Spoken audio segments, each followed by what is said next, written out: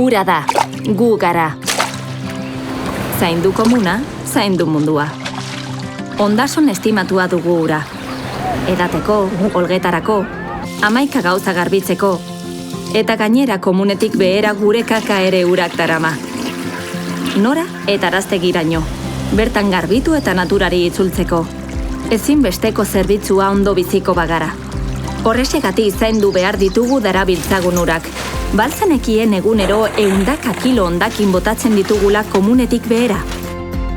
Geure ardura da komunetik behera, gure libratzeak eta komuneko papera baino ez bideratzea. Zapitxoak, olioak, plastikoak, jakiondarrak, medikamentuak, margoak, dagokien ontzietara. Baina komunera ez gero.